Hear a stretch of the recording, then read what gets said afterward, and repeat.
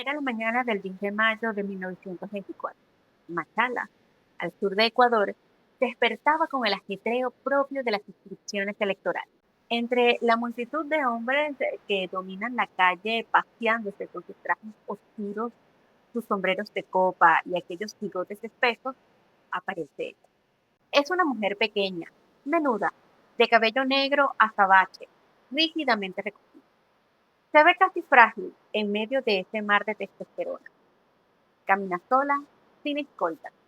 Entra a una escuela, sigue caminando y solo se detiene frente a un grupo de hombres que, mientras fuman, no dejan de anotar nombres. Al verla llegar, el silencio se apodera del lugar. No es un silencio de respeto, sino de desconcierto. ¿Qué hace esta mujer aquí?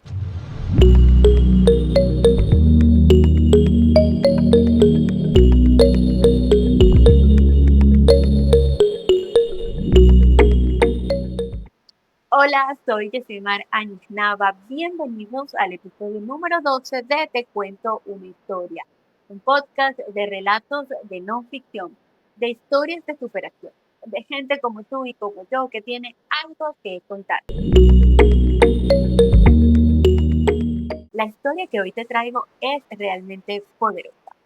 Tiene que ver con esa mujer de la que te estaba hablando.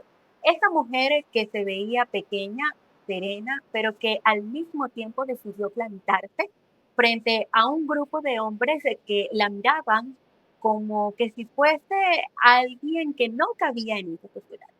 Y ella simplemente decidió hacerlo con la única arma que podía utilizar en aquella época, un libro.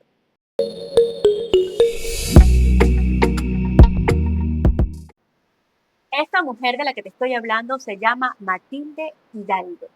Y para poder pararse sin miedo delante de ese grupo de hombres aquella mañana de 1924, tuvo que aprender a ser de hierro desde niña.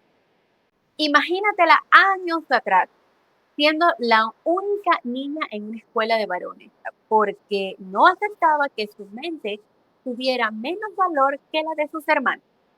Pasó su niñez y su juventud escuchando que no se podía. Solía escuchar con frecuencia que no podía estudiar, que no podía graduarse como bachiller y mucho menos ser una doctora. Y resulta que la historia cambió. Es la doctora Hidalgo. Pasó años estudiando anatomía y diseccionando cuerpos. Así que cuando llegó a esa mesa electoral sabía perfectamente que la inteligencia no tiene género, aunque los señores del registro creían lo contrario.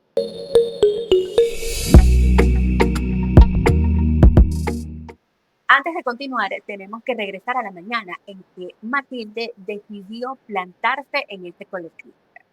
Resulta que el hombre que la atendió, antes de hablarle, la miró de arriba a abajo, como por encima de sus anteojos, y le pidió que tenía que retirarse porque resulta que las mujeres en aquella época no podían votar. Lo hizo en un tono despectivo y hasta de burla. En ese momento, Matilde no se inmutó para nada. Hizo alarde de su clase y de algo más importante y potente, su educación. En lugar de subir el tono de voz, Matilde simplemente abrió el librito que llevaba entre sus manos, que resultó ser la Constitución de Ecuador. Allí buscó el artículo 13 y se lo plantó frente a los ojos del oficial. Con toda la tenacidad que la caracterizaba, Matilde leyó. Para ser ciudadano solo se requiere saber leer y escribir y tener más de 21 años. Recita ella con una calma quirúrgica. Los hombres se quedaron callados, en silencio, estupefactos.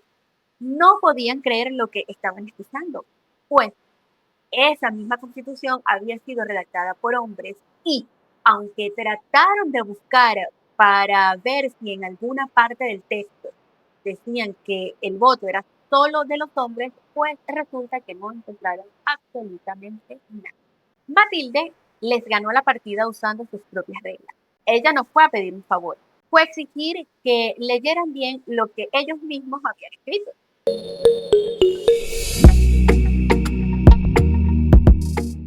Esa mañana, después de que aquellos hombres demoraron mucho tiempo en leer y en consultar con políticos expertos en aquella época, Matilde finalmente se pudo inscribir como la primera mujer que podía ejercer el derecho al voto en su país.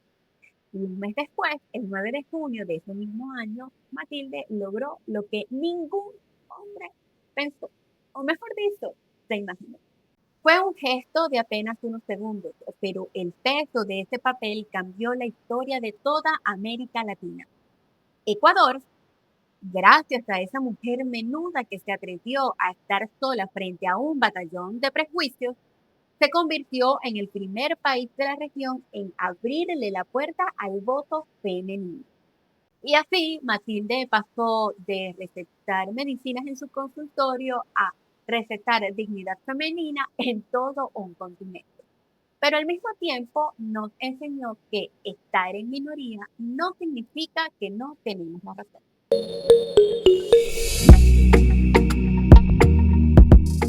A veces la historia la escriben los que gritan más fuerte. Y yo hoy te quise contar la historia de una mujer que cambió la historia de su país y la de muchas mujeres en Latinoamérica en silencio, utilizando un libro y la paciencia.